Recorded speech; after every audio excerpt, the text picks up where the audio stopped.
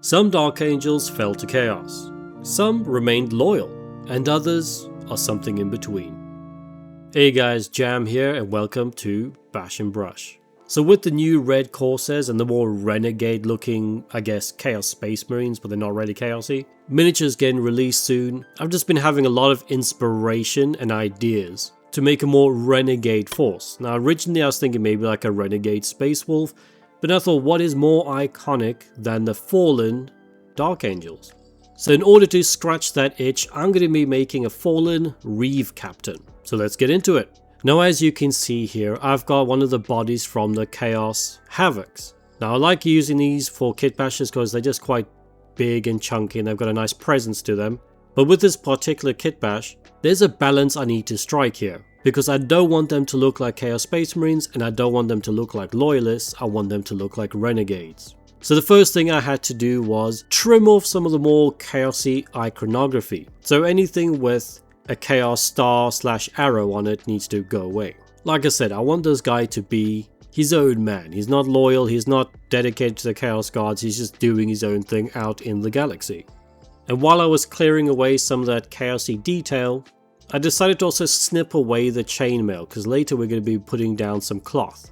And as you can see here, by just removing a couple of those pointed arrow marks, this miniature already looks far less busy and chaosy. And I just think it works really well, which is not a good thing because now I really want to start this army and I can't afford to do that. But on to the next step, and like I said before, I wanted some cloth. So I got this old loinclothy bit from the Chaos Lord in Terminator armor. And I slowly just kind of snipped some bits off, did a bit of a dry fit, made sure it was the length that I wanted and all that kind of stuff. And again, just cleared off any decorative bits from it as well. Now, arguably, this would probably be easier by just using some green stuff, but I had this bit lying around and, why not use it? It's a bit more tattered and worn and it just looks good for a Renegade Marine.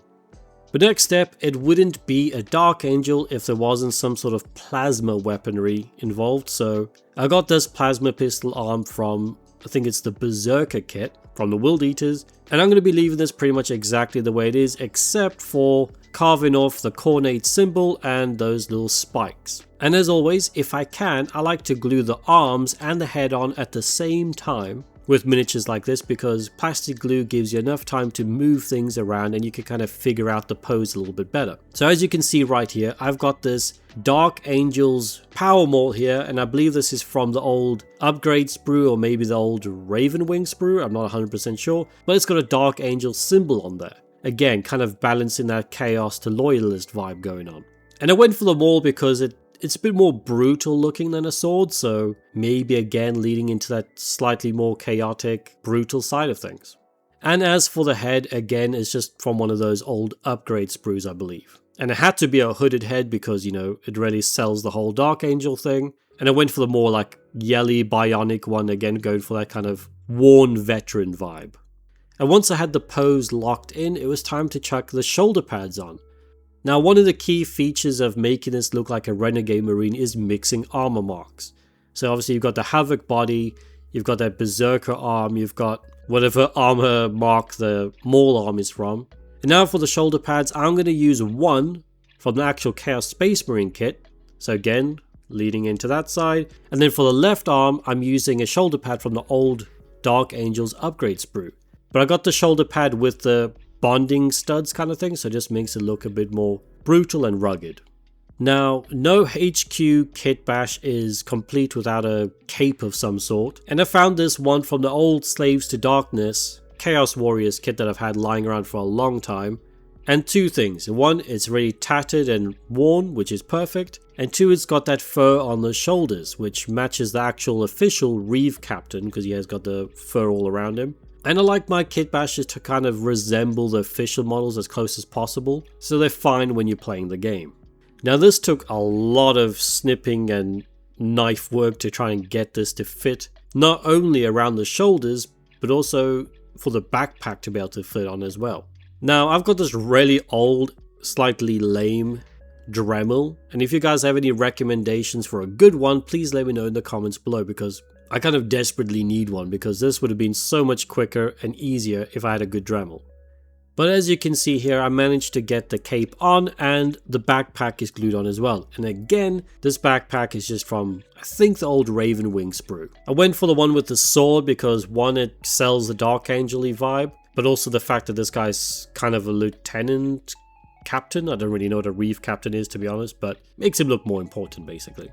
Now the next thing I had to do to one, make him match the Reave-Captain, but also just to fit into the vibe of the new, more renegade looking dudes. And that's to give him a belt slash bandolier. A lot of these guys have got bandoliers strapped across them with pouches and ammunition and stuff like that.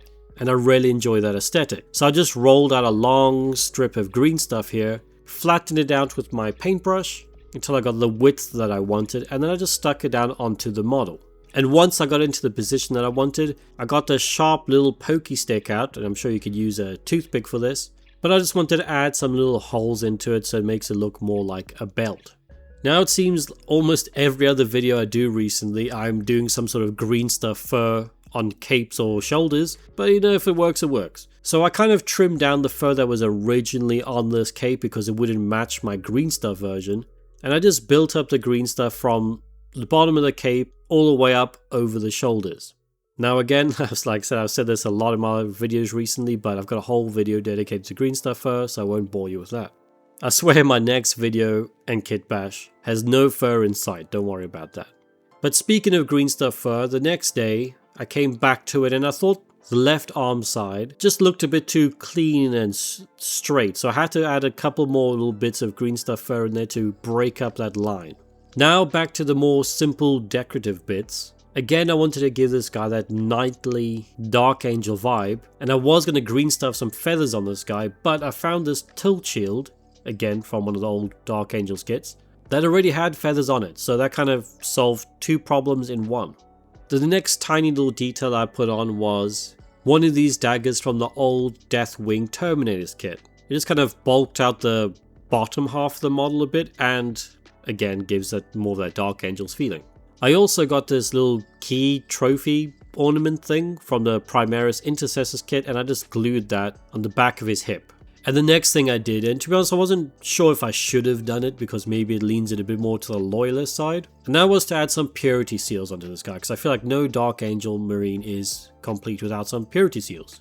Now I didn't want to go too overboard, so I chucked one on the backpack and one on his leg, but again, maybe I shouldn't have put these on if you're going to go for the more renegade-y, chaosy vibe. But lastly, to finish up that belt across the chest and give that bandolier kind of vibe to it, I got one of these little ammunition-y belt buckle things from the Deathwatch Veterans kit, and I just glued that on. But with that said, let's prime this bad boy up and go for a little reveal.